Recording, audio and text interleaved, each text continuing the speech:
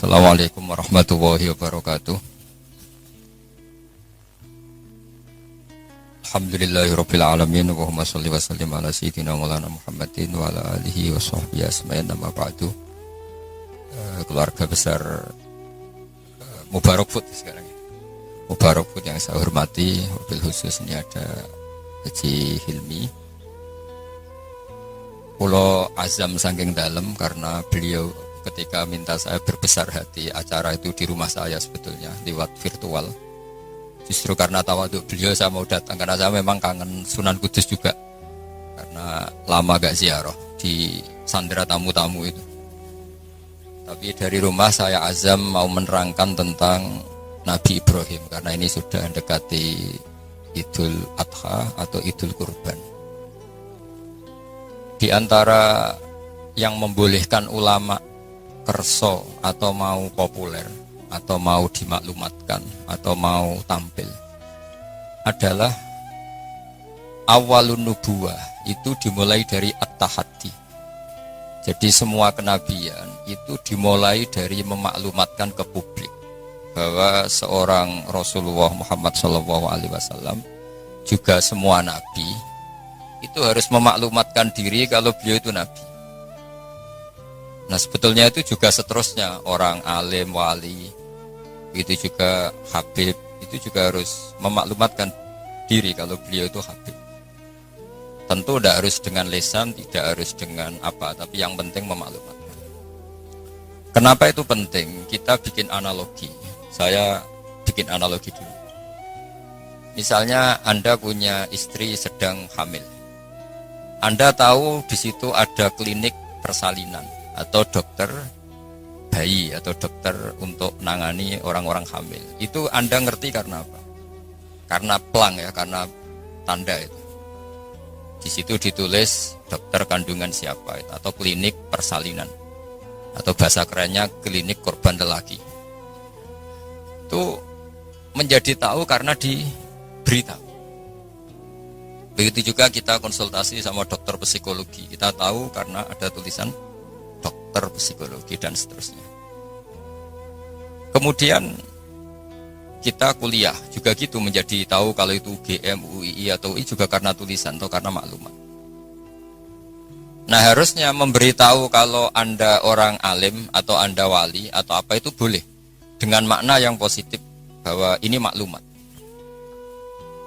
Nah kaitannya dengan Nabi Ibrahim alaihissalam, beliau itu pernah munajat dan ini awal beliau bergelar Khalilur Rahman, kekasihnya Allah.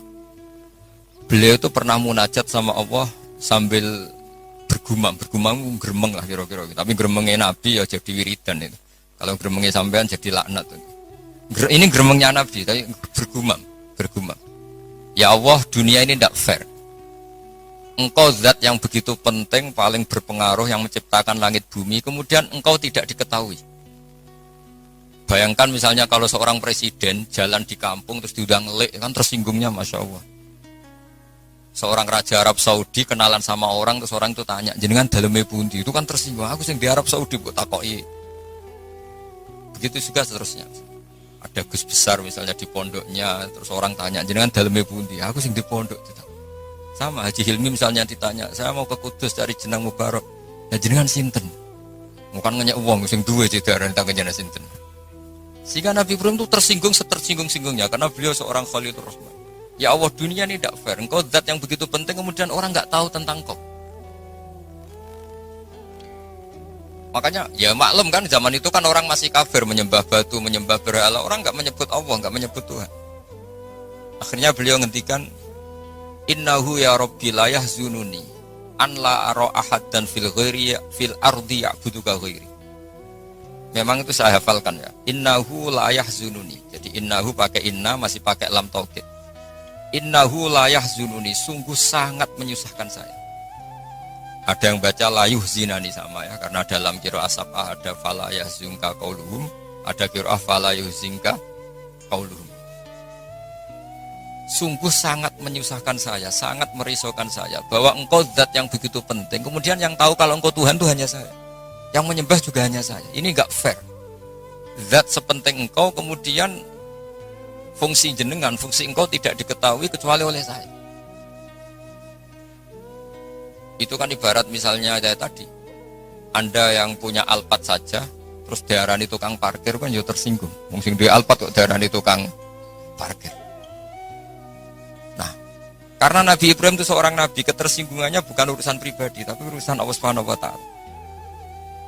Makanya dalam sebuah riwayat, saya ulang lagi dalam sebuah riwayat, ngendikane Allah teng hadis qudsi, kuntu kanzan makhfiyan fa aradtu an u'rafa fa khalaqtul khalqa liya'rifuni. Kata Allah, saya sebelum menciptakan makhluk pun sudah Tuhan. Andaikan Allah tidak menciptakan langit bumi juga sudah Tuhan. Andaikan Allah tidak menciptakan surga dan neraka juga sudah Tuhan. Karena ketuhanan Allah itu hakikat, bukan karena apa-apa. Memang dia Tuhan. Tapi kata Allah, tapi saya ingin dikenal. Kemudian maka saya ciptakan makhluk supaya mengenal saya. Maka masyhur kalau dalam semua ilmu tafsir, dari semua ilmu tasawuf, wa ma khalaqtul jinna wal insa illa liya'budun, saya tidak menciptakan jin dan manusia kecuali mereka beribadah kepada saya. Itu hampir semua mufassir menerangkan illa liya'budun illa liya'rifuni, supaya mereka ngerti saya. Karena awal menyembah itu dari tahu. Kamu tidak bisa menyembah sesuatu yang kamu sendiri tidak tahu. Makanya guru-guru kita zaman kita ngaji di mana saja itu awwalu wajibin 'alal insani ma'rifatullah, karena untuk bisa nyembah Allah dimulai dari tahu. Maka illal ya'budun illal ya'rifun, supaya mereka kenal saya. Sehingga karena makna ibadah di situ adalah mengenal Allah, mbok wong ibadah ngethuk rino wengi masih afdal orang alim. Karena orang alim ini orang yang mengenalkan Allah Subhanahu wa ta'ala. Ini terus rentetannya apa dengan kegiatan kita malam ini dan semua kegiatan? Bahwa manusia dengan segala kelebihannya itu tujuannya hanya satu, mengertikan dirinya dan orang lain bahwa Allah itu Tuhan. Dan itu tugas siapa? Tugas para nabi. Sehingga pertama kali Nabi jadi Nabi itu setelah ketemu Malaikat Jibril di Gua Hira, pertama yang dilakukan apa? Beliau naik ke Gunung Sofa, kemudian memaklumatkan ke keluarganya bahwa saya adalah sekarang seorang nabi. Karena tidak boleh. Orang harus dikenalkan kalau Allah itu Tuhan. Kalau ada seorang presiden jadi presiden dilantik, beliau harus dimaklumatkan kalau dia presiden. Kalau ada menteri juga harus dimaklumatkan kalau dia menteri, supaya perlakuan orang lain jelas bahwa ini saya memperlakukan presiden, saya memperlakukan seorang menteri. Sehingga ini penting saya utarakan, urutan pertama terpenting di dunia adalah memaklumatkan kalau Allah itu sebagai Tuhan dan semua Rasul sebagai utusannya Allah. Nah sekarang problem kita adalah karena kita orang Jawa, ngaku sugih itu rapi, ngaku alim itu rapi. Oke, kita sepakat etika itu dalam banyak hal juga baik, tapi itu tidak bisa dipegang banget. Karena kalau orang misalnya nyuwun sewu, kaya terus ibu-ibu miskin, nanti untuk BLT. Ya lucu tuh, misalnya Haji Hilmi terus untuk apa? BLT. Ya kan terus lucu. Jadi apa-apa kalau berlebihan itu efeknya naik. Misalnya saya ngaku bodoh, itu oke lah, itu tawaduk bagus. Tapi misalnya aku ngaku bodoh, terus orang mulang tafsir, gak mulang apa, terus tafsir diulang ngomong sing ra jelas. Itu kayak apa dosanya saya? Saya masih ingat di antara awal-awal saya kenal Pak Quraisy Shihab, kata beliau, kita ikut dosa kalau yang mengajar itu tidak ahlinya, karena enggak karu-karuan. Sehingga apa? Dosanya orang alim itu apa? Kitmanul ilmi, menyembunyikan ilmu. Makanya ilmu itu harus dimaklumatkan. Tapi tentu tanpa hadun nafsi, bahwa orang itu enggak perlu ingin populer, enggak perlu. Saya enggak pernah ingin populer. Tapi saya ingin mempopulerkan ulumullah, mempopulerkan ilmu-ilmunya Quran. Jadi di antara sebabnya Nabi Ibrahim jadi Nabi adalah beliau pernah risau sampai punya gelar Khalilur Rahman. Beliau setelah menemukan Allah punya kerisauan, ya Allah sungguh dunia ini tidak fair. Engkau zat yang begitu penting, pencipta langit bumi, zat yang begitu perannya penting, kemudian orang tidak kenal engkau.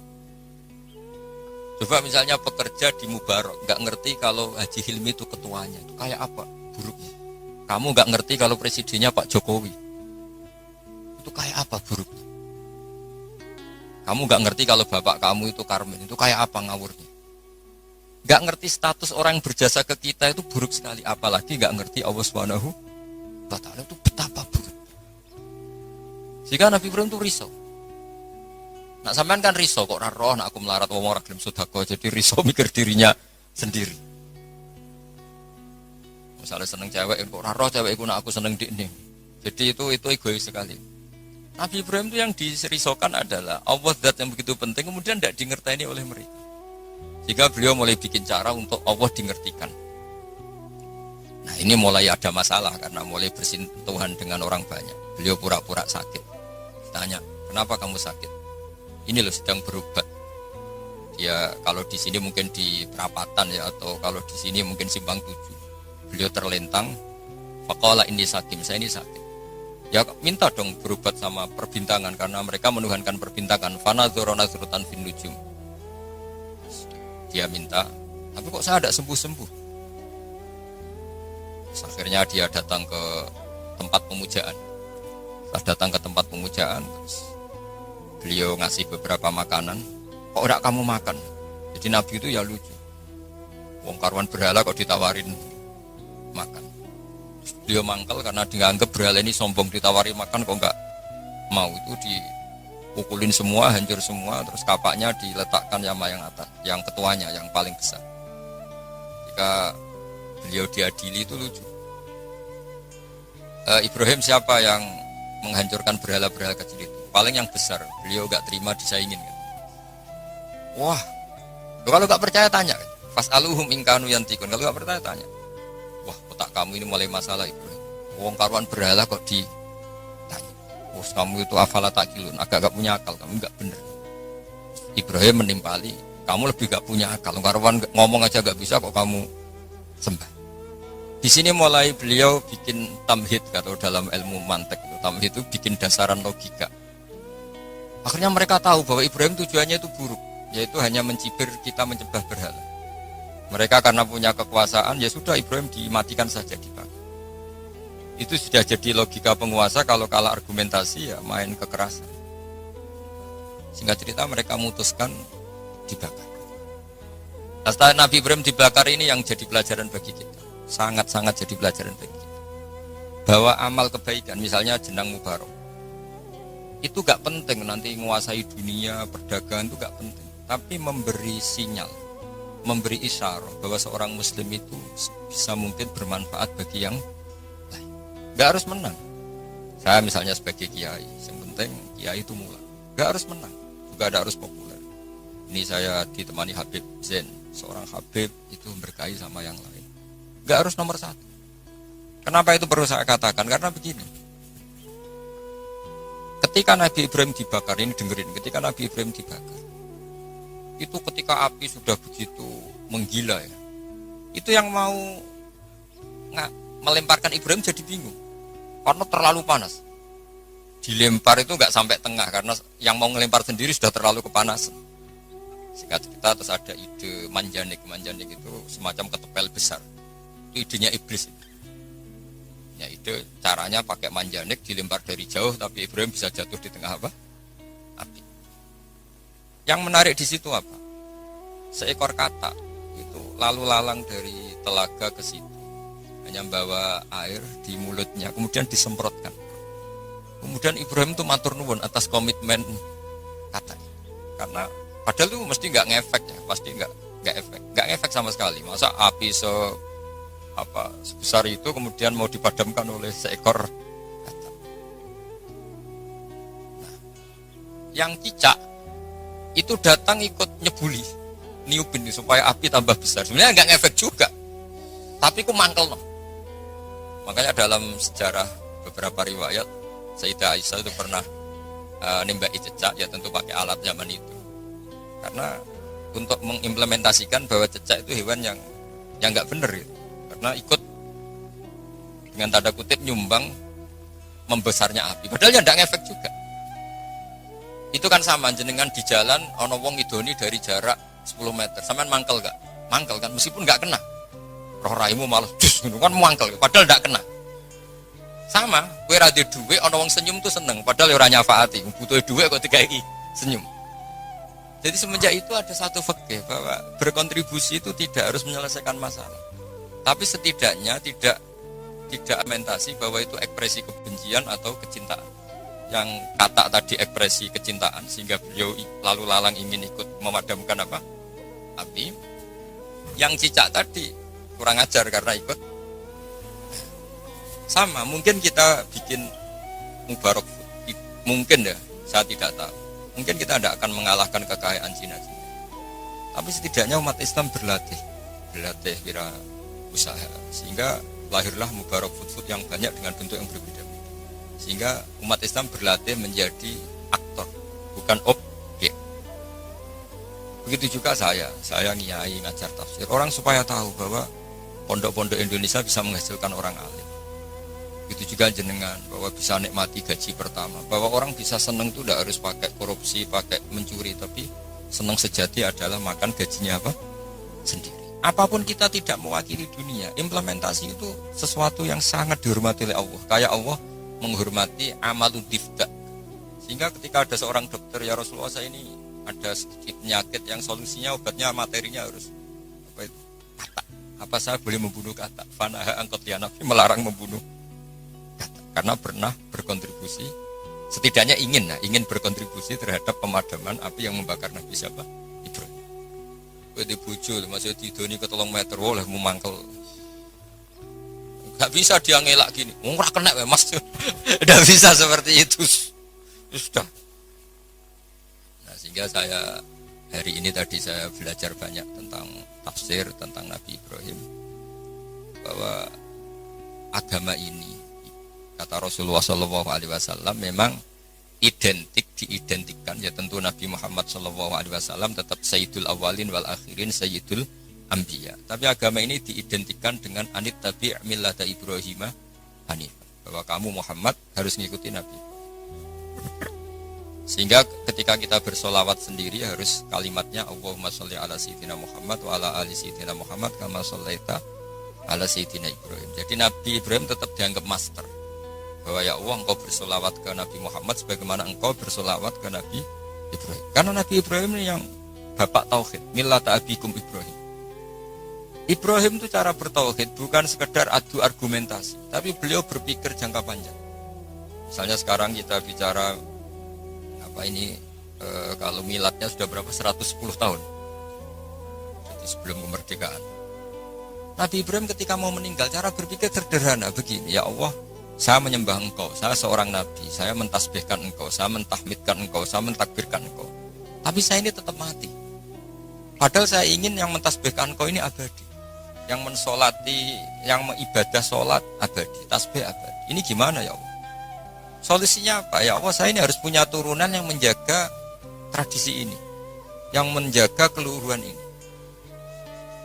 Sehingga beliau nangis itu ingin punya anak soleh itu bukan karena beliau nanti kalau nggak anak soleh itu gimana, enggak. Gamane nangisi nasibnya agama ini gimana kalau saya tidak punya anak, tidak punya cucu yang soleh. Barokahnya itu pula nggak ada nabi setelah Ibrahim kecuali ada darahnya Nabi Ibrahim. Ya nggak ada nabi setelah Ibrahim kecuali pasti ada darahnya Nabi Ibrahim, baik dari ibu Sarah maupun dari ibu siapa? Hajar.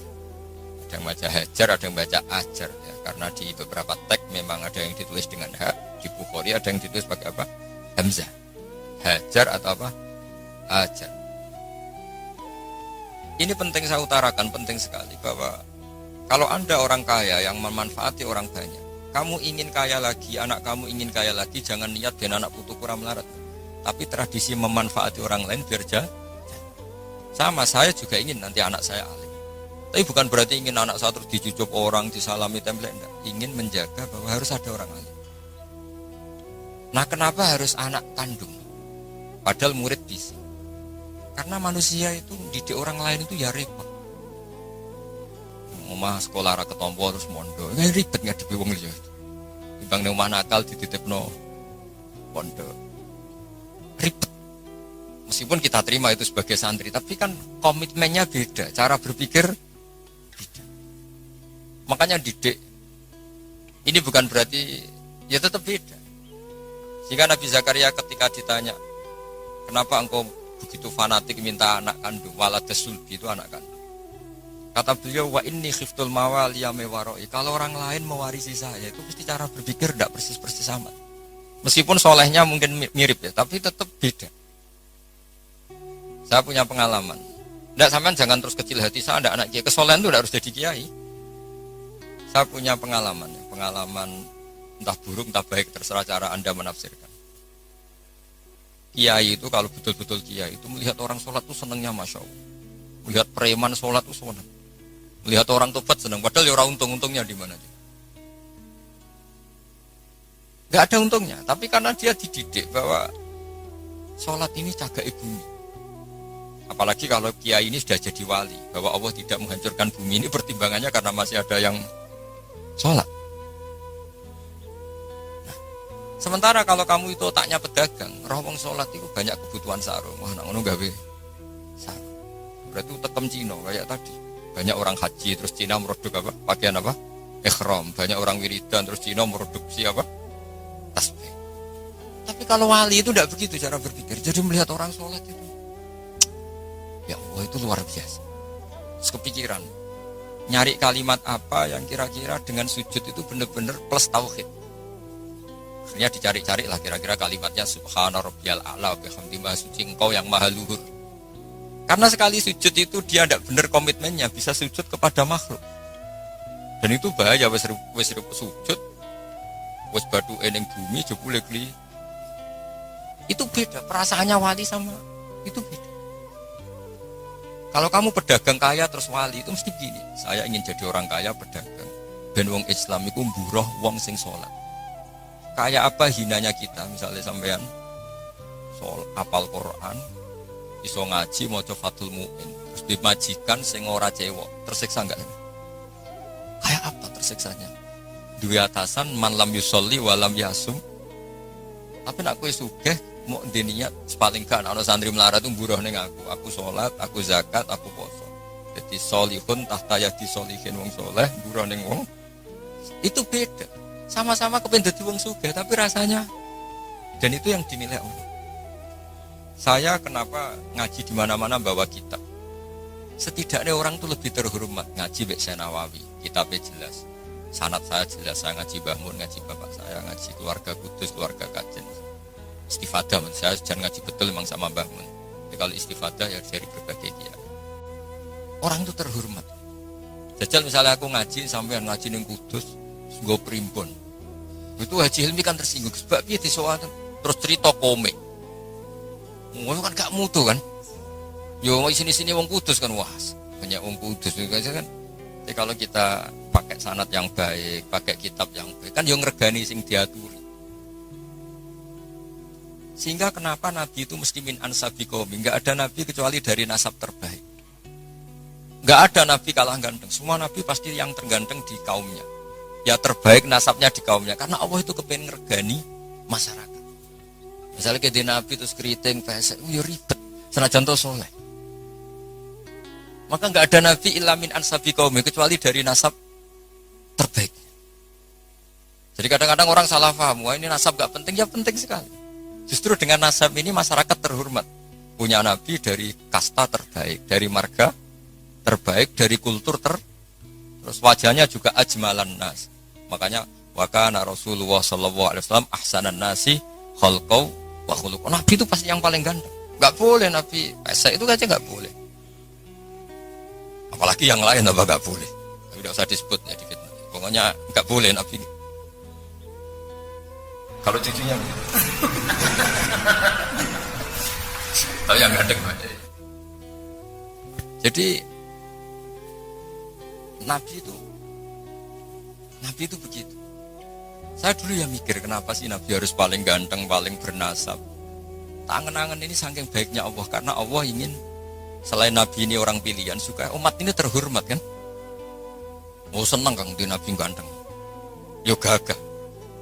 Terus punya kultur yang baik. Kultur yang baik misalnya ditandai minimal yang kita kenal, tidak waladus zina. Ya tidak waladus zina. Sehingga Mbah Mun sering cerita ke saya. Kitab Madaih ini kata Mbah Mun, kitab Madaih itu macam-macam. Ono sing khas ilmiah, yaitu arep berjanji. Ono sing khas isek bronto ning pangeran, yaitu Dibak dan Simtud Duror. Dan beliau begitu ta'aluk sama kitab berjanji, kitab Simtud Duror, ya kitab Dibak. Saya kemarin baca Dibak puasa, juga baca Saman perhatikan ketika ulama dulu memuji Nabi. Di antara pujian yang disebut apa? Tarakus sifah hafalam yusibhum aruh. Kan dimulai apa? Hafizul ilahu karomatal li Muhammadin abahul amjada saunal lismihi. Allah menjaga harga dirinya Rasulullah SAW dimulai.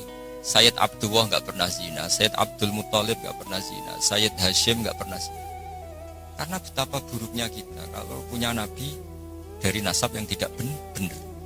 Maka pujian pertama yang dilantunkan apa? Tarokus sifah. Mereka meninggalkan perzinahan. Falam yusibhum aruhu. Maka babanya Nabi itu tidak ada ceritanya yang mau berbuat zina. Min adami wa ila abihi. Dimulai dari Nabi Adam. Karena keren punya pemimpin. Bapaknya jelas, mbahnya jelas, buyutnya jelas. Saratun saronu nubuati fi asari rihurohimul bahiyah. Itu begitu. Akhlaknya juga gitu. Gak ada Nabi kok medit. Pusing kan gitu Nabi medit. Oh, pusing. Punya Nabi goblok, ya pusing kan. Makanya Nabi itu harus fatona, harus apa? Cerdas. Misalnya di Nabi sekolah atau munggah kan pusing. Terus jadi Nabi kue sing ranking. Iya sekolahnya pinter aku kok. Wong jadi kiai saja kalau ketemu temannya pusing. Karena temannya menangin nak ke sekolah atau munggah itu saja sudah pusing. Makanya jangan pernah jadi kiai ketika kiai kamu masih hidup itu menangi goblokmu itu. Wah itu masalah itu kan. Wong kok kanca kiai ketemu kanca pengapesan. Kok iso ngorek muin. Wong dhisik maca jurumiyah sering ditek ada masalah kan. Makanya terus akhirnya dukun berkode apa ngiyai masalah jalan pintas. Ini saya cerita sehingga Nabi itu mesti dari gen terbaik. Hafizul ilahu karomatan li Muhammadin abahul amjada saunalismi. Allah menjaga harga diri Nabi itu tidak mulai Nabi Muhammad, itu dimulai dari Nabi Adam. Begitu juga menyangkut ibunya, terus begitu. Jadi gak ada penjagaan sesempurna kayak Allah menjaga kekasihnya Rasulullah Shallallahu Alaihi Wasallam.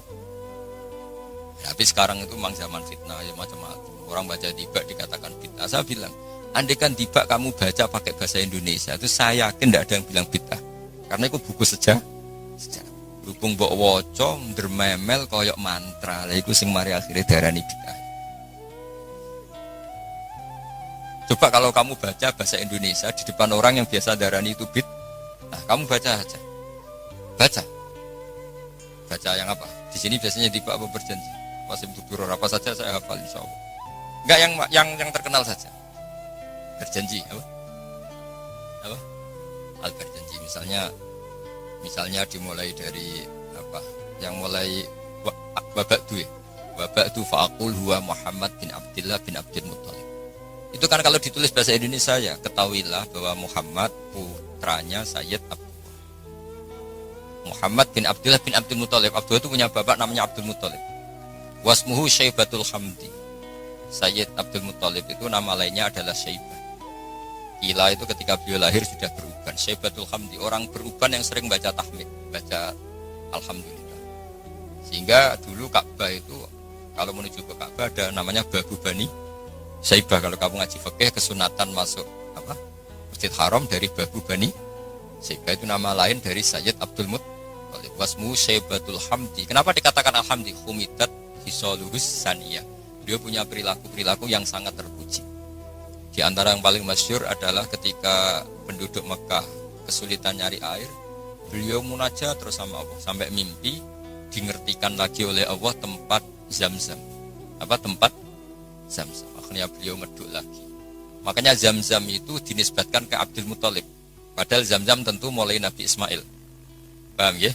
Tapi di bab tertentu dinisbatkan Abdul Muthalib. Makanya masyhur wa yundabul mausulu billadhi istahar kabi'ri Zam-Zamin yali waman hafar. Jadi Abdul Muthalib itu punya gelar waman hafaro bi'ro Zam-Zama. Wahai orang yang menggali lagi sumur apa? Zam-Zam. Beliau itu intinya itu lama sekali penduduk Mekah itu sudah kehilangan Zam-Zam. Abdul Muthalib munajat akhirnya karena beliau min dzurriyyati Ibrahim dingertikan. Jadi Ibrahim dingertikan